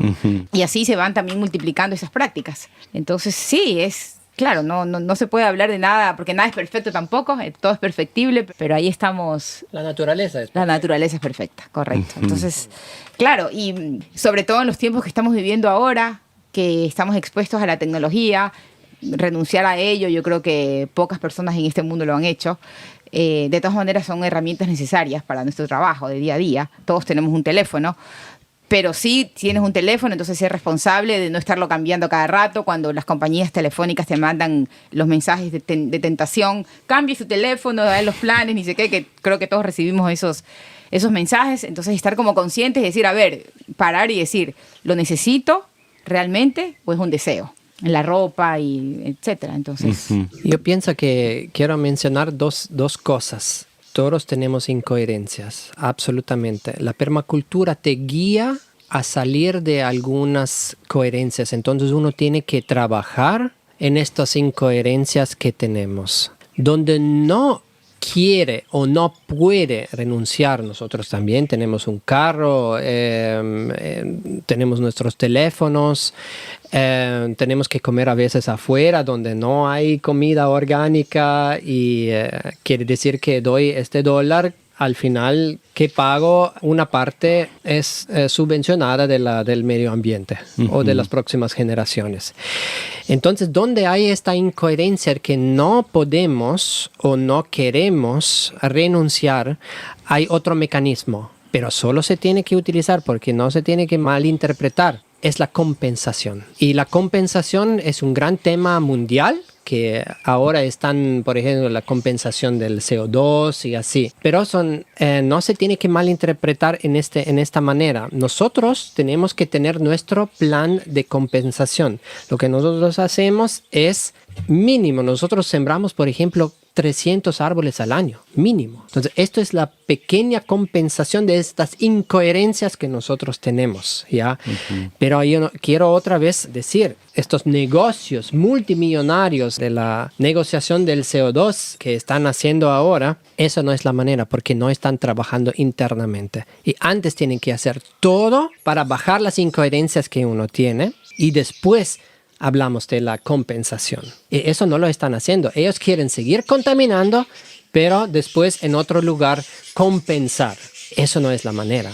¿Ya? Pero nosotros, claro que tenemos también estas incoherencias internas de nuestro proyecto, tenemos nuestro plan de compensación. Pero antes es trabajar internamente. Claro, en línea a lo que está diciendo Otmar, yo creo que, por ejemplo, como consumidores que tenemos la gran responsabilidad de estar súper informados. Y hablando, por ejemplo, de marcas, que aquí yo lo voy a decir, como Nestlé, que ahora está hablando de agricultura regenerativa, ¿ya? O sea, yo siempre digo como, bueno, si soy una persona, yo que cometió como muchos errores en su vida y que hoy día digo, bueno, voy a dejar de cometer esos errores, pero los dejo por completo y empiezo un camino diferente, ¿no? Estas empresas siguen jugando en doble bando. Entonces, ellos pueden hacer lo que quieran, nadie les prohíbe, pero uno como consumidor, estar tan informado y decir, no, a ver, estas empresas han realmente contaminado muchísimo. No, yo voto con mi billetera por otra marca y voy a apoyar mejor a productores que están haciendo las cosas lo mejor posible. Entonces, en lugar de comprar la galleta Nestlé, me voy a comprar la galleta marca Tierra Bellbaum o la galleta Don Miguelito o la galleta Don Pepito, que trabaja de manera agroecológica, porque ellos están haciendo realmente esfuerzos totales, no jugando a doble bando. Entonces, bienvenidos si estas empresas se quieren unir, pero tienen que dejar de contaminar hoy, porque si no, ¿cuál es el chiste? Como dice Otmar, la compensación, pero mal entendida, ¿no? Claro, y no pueden unirse, en verdad, ¿no? No los aceptamos. Pero digamos que van a decir, bueno, porque ellos tienen todo el capital tecnológico y capital financiero para hacerlo. O sea, ellos si pierden 1 millón en esa transacción, la verdad que es quitarle una raya al tigre, ¿no? Pero es porque no hay la voluntad todavía o porque siguen casados con todas las agroindustrias y agrotóxicos por el otro lado, ¿no? Y es un tema que ya secuestraron también la palabra regenerativo ahora, y creo que es la eterna persecución así de inventarse un nuevo término hasta que lo secuestre la industria, y ahora ya va a tocar inventarse otro nuevo término. No estoy muy de acuerdo con inventarse otro término. Tenemos que empoderarnos de ese término de manera correcta y coherente, y que si ellos lo utilizan, claro, le están manchando, pero el término es nuestro, no de ellos. Sí, ¿qué será, no? Hace poco entré a un centro comercial en Quito, así como ¿qué te diré? La cúspide del derroche energético, de todas las luces prendidas, de la construcción con cemento, de los aires acondicionados, de todo. Y te daban un papel ni siquiera papel, un papel de plástico, de esos emplasticados, que decía que este centro comercial era ecológico. Y no decía ni por qué. O sea, solo era como que un papel verde de plástico que decía que era ecológico y no decía por qué. Pero no tenía nada, ni siquiera un discurso, ni siquiera se habían inventado una frase para decir, ahora somos ecológicos por esto. No, solo es como que verán que somos ecológicos y ya. Es loquísimo, ¿no? Loquísimo, pero Felipe, nuevamente ahí es el empoderamiento del consumidor. O sea, tenemos que preguntar, cuestionarnos. Estamos en una sociedad de zombies que como tú lo estás pensando, pero una persona va a recibir el papelito y dice, ¡qué chévere! Estoy en un lugar ecológico. Solamente porque te lo dijo el papelito que te entregaron. Pero no te preguntas el por qué. Es como, qué alivio, estoy en un lugar ecológico, ya no tengo cargo de conciencia. La tranquilidad de tu alma y de tu conciencia. Yo igual creo que no es tan así, y creo que también en parte las campañas mediáticas y la comunicación oficial, digamos, entre comillas, nos hace pensar en general que es así, que la mayoría de la población no sabe, no entiende, no conoce, que solo son unos pocos 4 hippies los que están ahí al tanto del desastre ecológico. Y creo que no es verdad. Creo que la población que está consciente de un montón de cosas, no solo del tema ecológico, es mucho más grande. Y creo que ya la credibilidad que tienen en verdad los grandes medios, los gobiernos, los qué sé yo, es cada vez menor, así es como que cada vez más se va descentralizando, digamos, la credibilidad, ¿cacha? Como que ya no tienes, creo yo, estas grandes masas que piensan que tienen un gobierno que les cuida o unas corporaciones que son responsables, ¿cacha? Creo que ya cada vez es menos, pero no se siente porque obviamente no aparece eso en los medios, digamos, ¿no? No sé. Todo este tema me lleva un poco también a pensar en la importancia de hablar, y con ustedes creo que es importante hablar de esto, de los mecanismos de control, porque esta conversación inevitablemente lleva a pensar, ¿necesitamos que la conciencia del consumidor sea la que se entera lo mejor que puede y decide lo mejor que puede? ¿O necesitamos que haya organismos de control que dicen esto sí se hace y esto no se hace? O sea, ¿el consumidor se defiende a sí mismo o necesita un organismo de control que lo defienda? Es una linda pregunta. Lo ideal sería que el consumidor se defienda por sí mismo, ¿no? Sin embargo, Felipe, yo creo que estamos en un momento del planeta, viviendo un momento en que estamos tan distraídos y tan confundidos todavía, o sea, y cada día más, que pienso que un acompañamiento de un organismo de control sería bienvenido. Al menos por un tiempo, ¿no? Por un periodo que acompaña al despertar. Porque es que si vas solo, o sea, no es que no tenga confianza en la raza humana, pero si vas solo estamos muy... Como todo está pasando tan rápido y viene tanta información y los hashtags que yo digo que confunden y luego los videos de TikTok que duran 30 segundos máximo. Entonces va tan rápido la información que es difícil de digerirla. O sea, nosotros todavía tenemos un cerebro que procesa, ¿no? Y se toma su tiempo para procesar. Entonces, mi opinión, si me animo a responder sola, después dejamos a Otmar que responda porque lo veo que está pensativo, es que sí, un organismo de control que acompañe.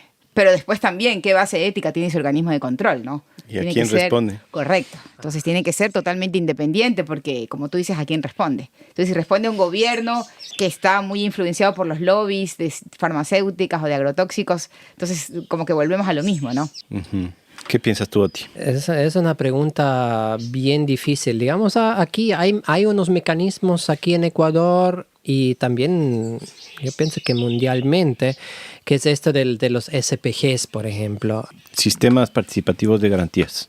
Correcto. Que es entre productores, entre un grupo de productores que se ponen unas reglas generales de producción y después a base de esta producción, estas reglas dan un sello a los productores y a base de estos sellos ellos pueden poner en sus productos que estaban pasando estas reglas. Entonces esto es mucho más que viene de los campesinos mismos, de la base, ya que no es un organismo de control que viene desde arriba. Ahora, ¿quién controla estos SPGs? Ahí está la gran pregunta y había unas discusiones bastante fuertes en las organizaciones sociales aquí en Ecuador también sobre estos SPGs porque el organismo estatal quería como regularlos, correcto. Entonces viene otro organismo más alto y quiere poner su control sobre eso, pero estos mismos organismos de control estatales están después guiados, como ya ha dicho Brunella, de organismos externos, de unos lobbies que nosotros no sabemos cómo están manejados internamente. Casi que sí sabemos. Sí, casi que sí sabemos.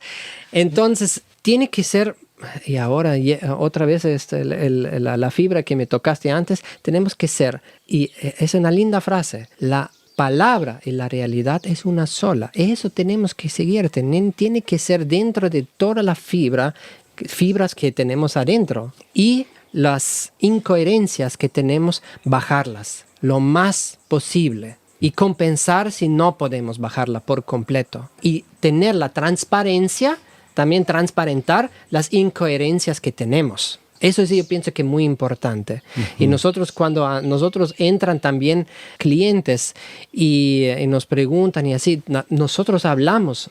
Todavía tenemos incoherencias también nosotros. Tenemos aquí afuera, está parqueado un carro. Este carro ha sido producido sacando minerales de nuestra tierra, sacando petróleo, necesitamos poner la gasolina, pero bajarlo lo más posible. Pero es nuestra herramienta para difundir una idea también y productos que son coherentes. Y ahí nosotros bajamos, pero sí, mecanismos de control Eso es muy, muy difícil, ¿no? Sí, a mí lo que me parece interesante de esta conversación es que justo yo creo que como movimiento en general estamos en esta conversación para entender cómo mismo queremos autorregularnos, ¿no? Porque creo que hay diferentes entendimientos y la discusión con respecto a esto de los SPGs, que creo que es un episodio completo que todavía no hemos hecho a fondo, sí se ha hablado un poco, pero no se ha hecho a fondo un episodio del SPG. Es qué mismo es, ¿no? ¿Es un mecanismo de autocontrol de una organización o es un mecanismo de transparencia, ¿no? Porque creo que son dos conceptos distintos. Y siento que además es un patrón que se extrapola a todas las demás cosas, a todos los colectivos, a todo cómo se gobiernan los colectivos, ¿no?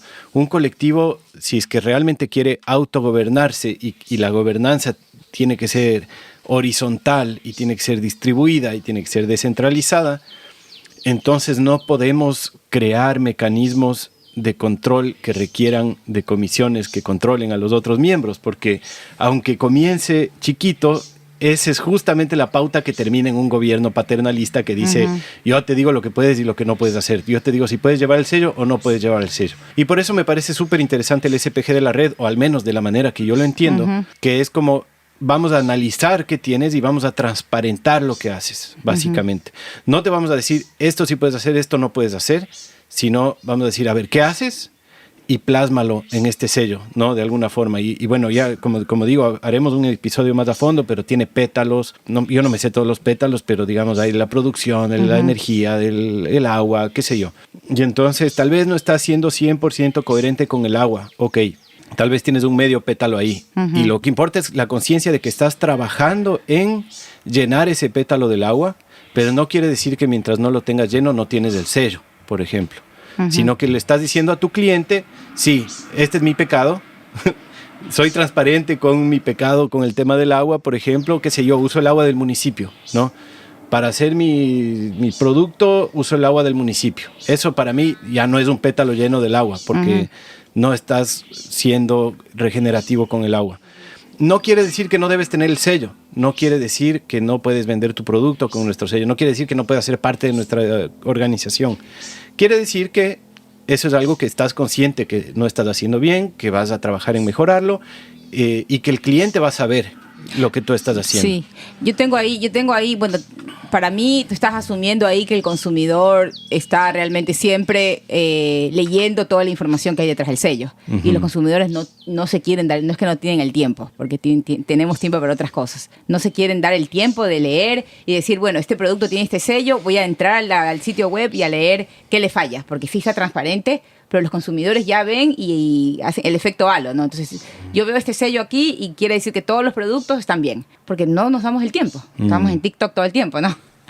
Entonces, eso es para mí muy importante, que en los SPGs podría ser que funcionasen mejor si hubiera como también un grupo de consumidores que representen y que estén también ahí mirando.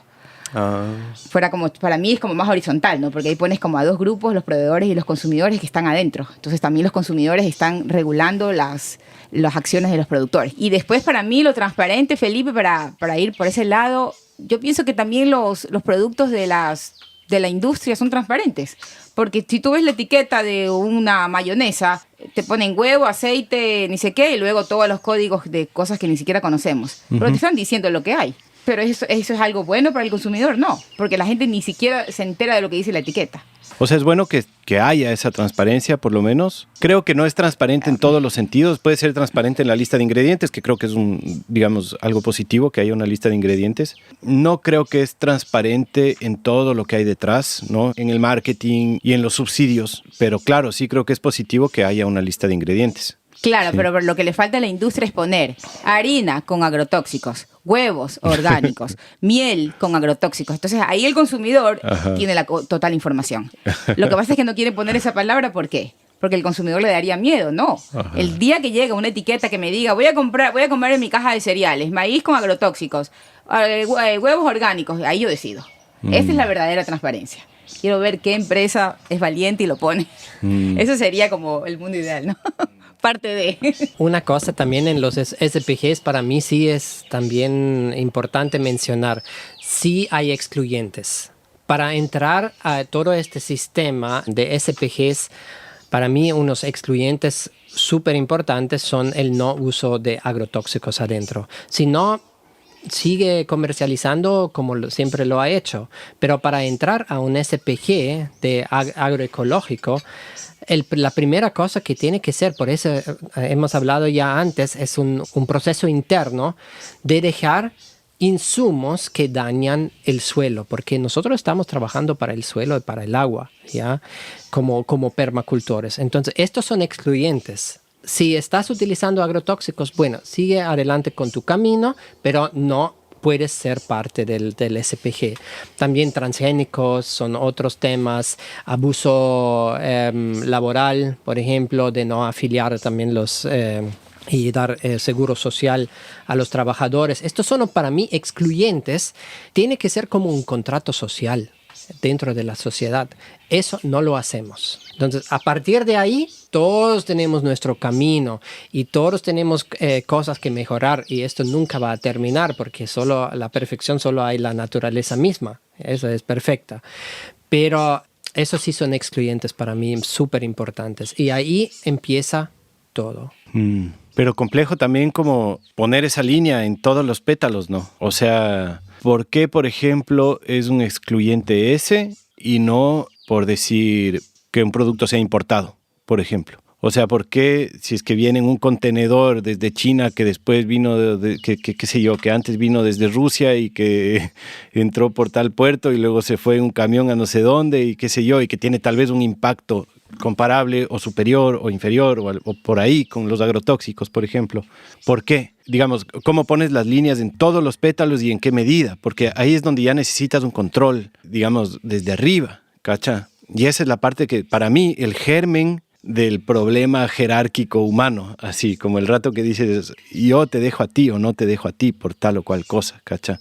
Complejo, complejísimo, porque sí creo que tiene que haber excluyentes, ¿no? Se podría decir que, por ejemplo, la ley, el código penal, tal vez debería ser como uno de los límites, por ejemplo, ¿no? Si es que estás explotando trabajadores, ¿no? Qué sé yo, o si es que estás contaminando el agua, no sé. Pero la ley tampoco, digamos, las leyes también están totalmente jugadas por estos mismos lobbies que hablábamos antes. Y claro, hacerse una ley interna tiene unas complejidades gigantescas.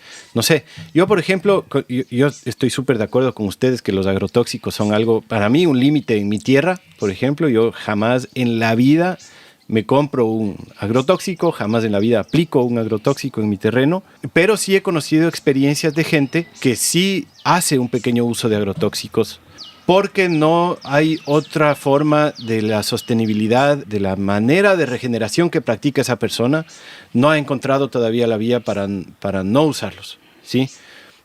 O digamos, la vía para no usarlos sería perder totalmente su operación y dedicarse a otra cosa, básicamente, ¿cachai? Claro, porque su sistema todavía no está en equilibrio. Claro, entonces yo conociendo a esta persona que hace un pequeño uso de agrotóxicos, yo digo, igual vale la pena que haga lo que está haciendo a pesar de que está dándole ese dólar a la agroindustria, porque si es que yo hago un mea culpa, lo que yo estoy haciendo también está dando dólares a ese mismo sistema por otro lado sin que yo compre agrotóxicos. Entonces digo, ¿por qué le vamos a excluir a esa persona por ese pecado cuando yo tengo otros pecados similares que no me excluyen? ¿Cachá? Claro. Pero es que yo creo que, bueno, primero como hablando de los productos importados, si son como hechos de manera responsable con el suelo en China, yo preferiría consumir eso aunque sea importado, porque igual los agrotóxicos son importados. Entonces igual tienen doble impacto. ¿Acaso que los agrotóxicos los producimos en Ecuador? Vienen de Europa o de Chile, o creo que en América los producen en Chile. Entonces igual un campesino o un productor que está utilizando agrotóxicos aquí, igual está importando un producto, que es el agrotóxico. Entonces prefiero ya importarme algo producido en China, no sé, que podría yo traer de China para comer, pero bueno, los fideos de ni sé qué, orgánicos o agroecológicos, digamos. Entonces ya de ahí, para mí, ya hay el impacto de la importación del agrotóxico. Y después, Felipe, claro, hay que ver ¿cómo se dice? El efecto o la magnitud del efecto del uso de agrotóxicos con respecto a otra práctica, porque si tú estás contaminando tu suelo, no solamente es tu suelo, es también la fuente de agua que luego va a repercutir en otro ecosistema, porque al final los ríos y luego viene al mar, y luego aunque tú no querías, en tu finquita pusiste un poquito, pero el efecto de la magnitud es enorme. Entonces, en cambio, tu otro pecado, no sé, a ver, dime tus pecados, Felipe, tu otro pecado de utilizar demasiado el carro, O sea, ahí es como, no sé cuál es el efecto del CO2 que estás emitiendo o de las emisiones, ¿no? Por utilizar tu carro. Entonces, es como que tú siembras árboles en tu finca y puedes compensar. Esa es la cosa, la minucia de la huella es algo en lo que creo que es imposible como ponerse a medir porque es demasiado complejo. Sí. Entonces, no sé, yo me invento, por ejemplo, ¿no? Alguien que no tiene baños secos, no tiene sistemas de saneamiento de agua y le manda su caca al alcantarillado y al río y al mar, ¿cacha? Que son miles de personas, miles de agroecólogos, miles de permacultores y productores orgánicos que hacen eso, porque no, es un sistema que no han implementado, básicamente. Eso debería ser un excluyente, por ejemplo, ¿cacha? No sé, ya no estás hablando solo de la producción, sino de todo el estilo de vida. Yo pienso que un tema muy, muy importante ahí es eso de los insumos. Es súper complejo, pero yo pienso cuando nosotros tenemos que preguntarnos, nos estamos poniendo en una cierta esclavitud. Quiere decir, dependemos ahora de este insumo que me viene de afuera y me estoy poniendo, digamos, en manos. Yo lo digo bien clarito, estamos poniendo en manos del diablo, ¿ya? Porque estas empresas de agroquímicos internacionales y globales que hay controlan todo, ¿ya? Ellos controlan de la semilla hasta los insumos, los productos y los medicamentos farmacéuticas que después curan lo que nosotros, digamos, hemos puesto los químicos y nos enfermamos, entonces ellos tienen ya la cura. Entonces tienen todo esto bajo control. Si nosotros vemos esta visión global de la esclavitud que ellos han creado con un marketing excelente que han hecho en las últimas décadas, entonces ahí tenemos que preguntarnos, ¿somos esclavos o somos libres?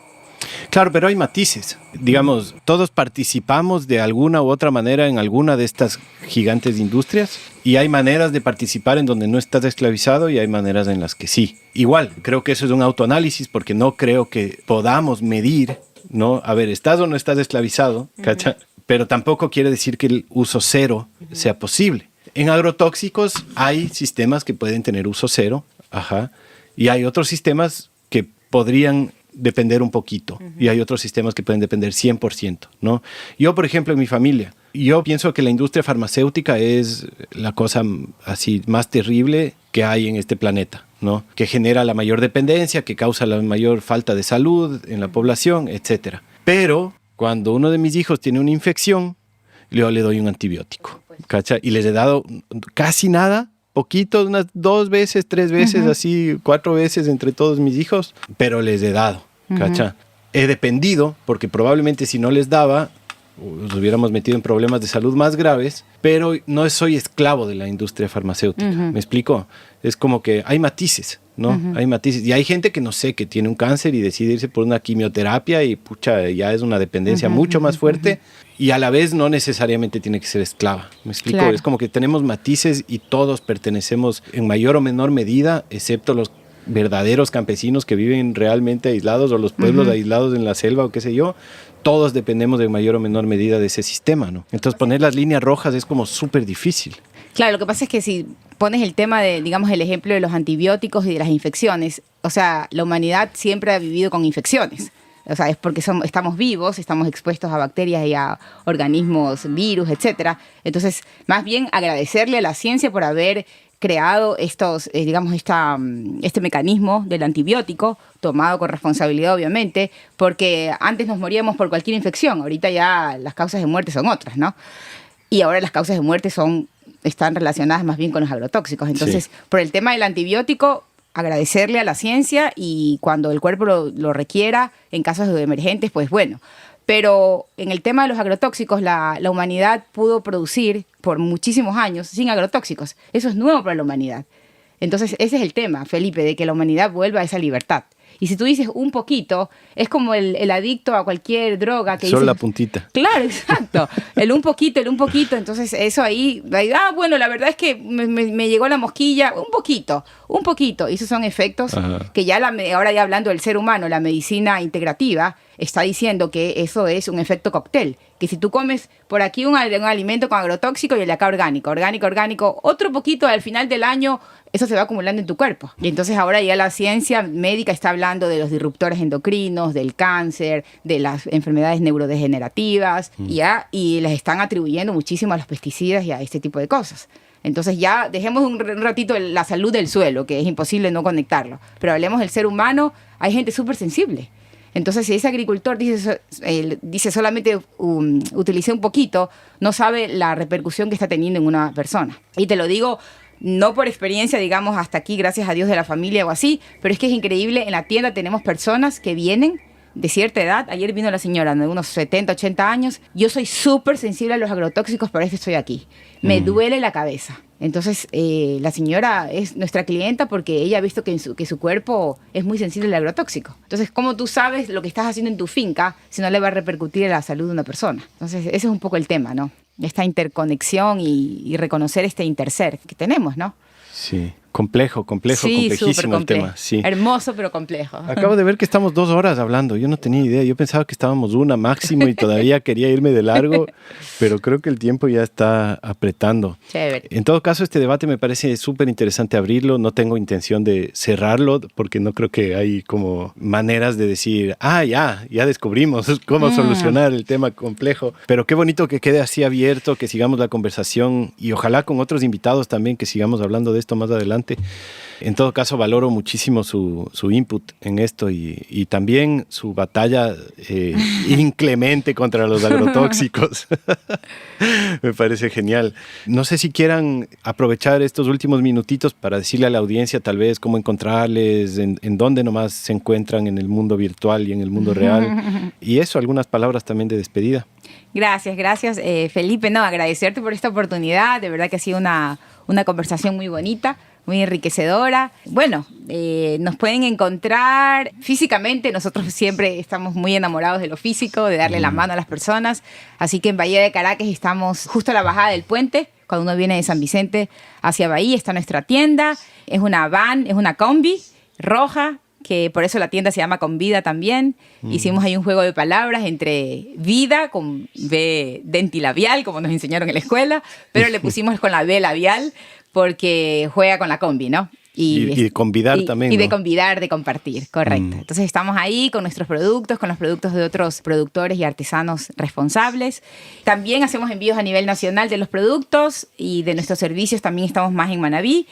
Y nada, nos pueden ver en la página web de tierrabelbaum.com o también a través de Instagram con el mismo nombre, Tierra Belbaum. Ahí vamos a poner en las notas del episodio todos los enlaces. Chévere. Otmar, unas palabritas finales. Sí, de verdad, gracias, Felipe, por preguntarnos y cuestionarnos. Ya, eso es súper importante. Yo pienso que las preguntas son más importantes que las respuestas, porque ahí uno empieza a pensar, empieza a reflexionar, empieza a ver sus incoherencias, ya que uno tiene, que cada uno de nosotros tiene. Entonces, gracias por esta entrevista. Seguimos cuestionándonos. Bacán. Yo quería terminar solo con una pequeña poesía que tiene 2 líneas. Es una tribu, me parece, hebrea, que creo que nos dice mucho sobre la conexión o el concepto del interser. Entonces lo voy a decir para que la audiencia lo escuche y ojalá pues que les resuene. Cuando camines por los campos con tu mente sana y pura, de las piedras, de las cosas que crecen y de los animales, saltan chispas de sus almas que se adhieren a ti. Entonces se purifican y se transforman en fuego sagrado dentro de ti. Qué bonito. Y un amor fino, Manaba, no se sabe. Allá arriba en esa loma hay una matita de ají donde hace popó la paloma y esa caquita es para ti. Qué bueno. No fue nada romántico. Perfecto, un buen amor fino. Muchas gracias, chicos. Larga vida Tierra Belbaum, larga vida Convida. Gracias, Felipe. Muchos éxitos. Gracias. Chao con todos.